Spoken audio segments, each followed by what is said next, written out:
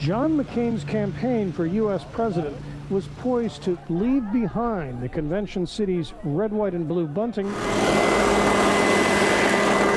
Vacuums swept confetti from the convention carpet.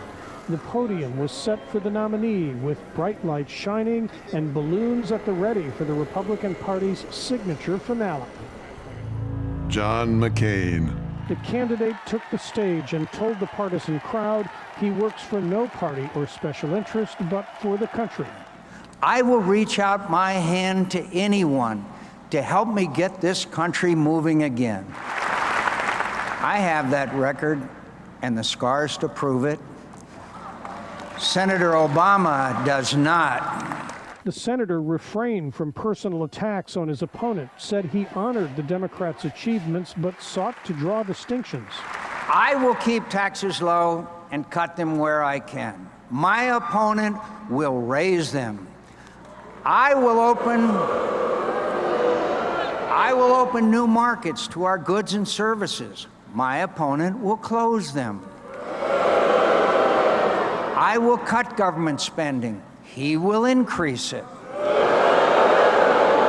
Much of the convention was devoted to telling the story of McCain's military service, particularly his time as prisoner of war in Vietnam, and defending his stance on the war in Iraq, where he supported sending additional U.S. troops. Outside, before the speech, about 1,000 anti-war demonstrators gathered nearby. Let them go! Let them go! After some blocked a street, police moved in and several were arrested. Inside, two protesters briefly disrupted the speech, throwing McCain off his script. USA! USA! But Americans want us to stop yelling at each other, okay? Later, he spoke of the war.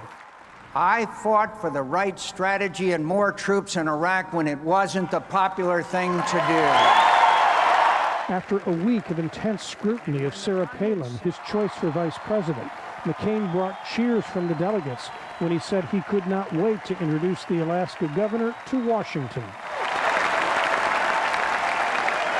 And let me just offer an advance warning to the old big spending, do nothing, me first, country second crowd.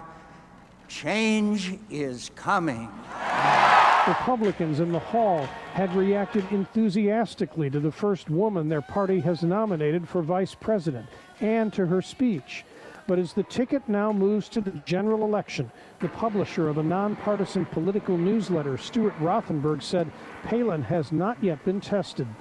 And until she gets into these very tough interviews with seasoned reporters who probe about her and her background and about her positions on issues, if she has positions on issues, we're not going to know how the American public responds. And Democrats say there was little mention of the economy on the convention floor and few specific proposals. Ronald Reagan Jr., the son of the late president, and now on a liberal talk radio network, questions what McCain would cut to reduce spending. He doesn't say. In fact, he doesn't have a plan. As McCain urged delegates to fight for their country and ideals, he promised a vigorous campaign and a Republican victory in November. Jim Fry, VOA News, St. Paul, Minnesota.